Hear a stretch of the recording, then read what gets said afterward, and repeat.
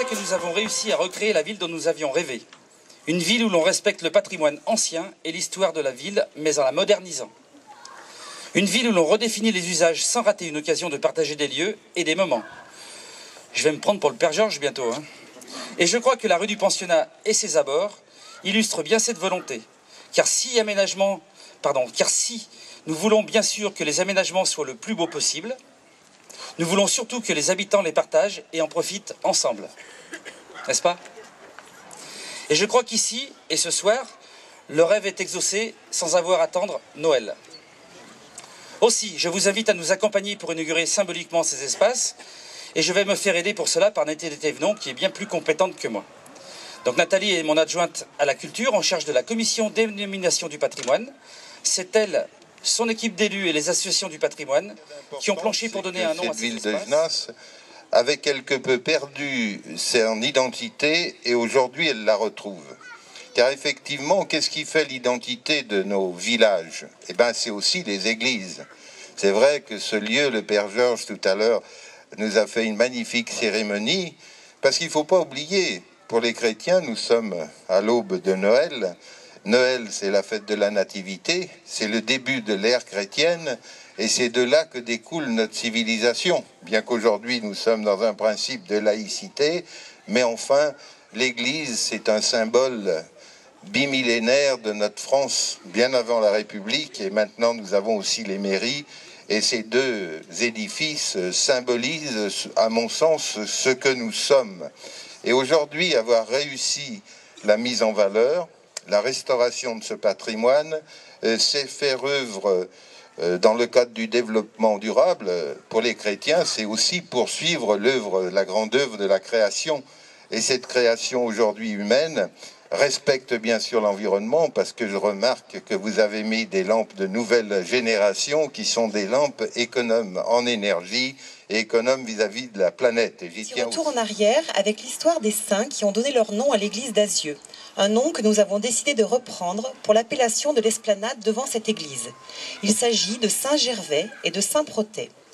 Gervais et Protais sont deux martyrs dont les corps ont été découverts à Milan par saint Ambroise, qui les y a ensevelis le 19 juin 386 sous l'autel de l'actuelle basilique du même nom. Ils seraient frères jumeaux, auraient vécu sous le règne de l'empereur Néron.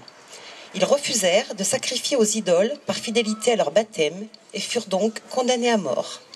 Gervais fut frappé avec des fouets garnis de plomb jusqu'à ce qu'il rendît l'esprit, et Protais à coups de bâton, puis il a été décapité.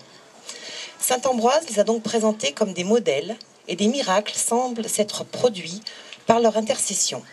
Leur culte a très vite gagné, et un grand nombre d'églises leur a été consacré, à l'image de la nôtre, mais nous, beaucoup plus tard. Si vous connaissez, et je n'en doute pas, notre jolie église d'Azieux, vous savez qu'elle possède deux petites statues en bois où figurent les deux saints. Elles sont situées sur la droite de l'autel, juste au-dessus du siège en bois destiné aux célébrants. Pour ceux qui souhaitent aller les voir, les découvrir ou les redécouvrir, n'hésitez pas. Vous verrez qu'ils sont représentés avec les instruments évoquant leur supplice, le fouet pour Gervais, l'épée pour Protais, et que tous deux portent la palme du martyr. Donc, en plus de l'église, c'est aussi l'esplanade qui l'entoure, qui portera leur nom.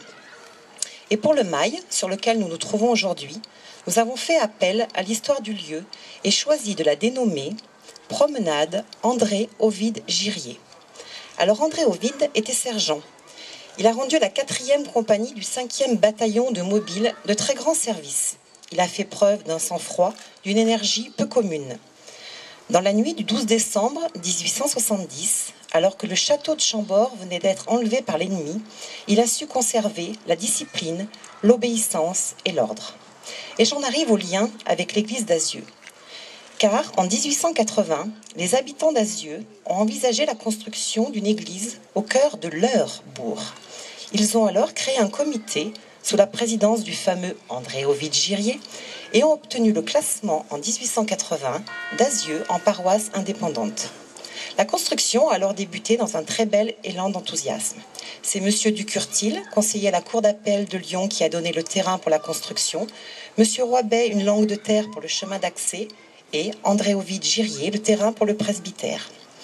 Ainsi, grâce à toute cette générosité, nous avons aujourd'hui une très belle église à Azieux. Je voudrais en profiter pour remercier les descendants d'André Ovid-Girier qui sont présents aujourd'hui à notre inauguration. Ils sont tous là sur ma gauche, et plus particulièrement à Paul, ou devrais-je dire sœur Jeanne André, qui a fait le trajet depuis Tournon pour honorer la mémoire de son grand-père ce soir.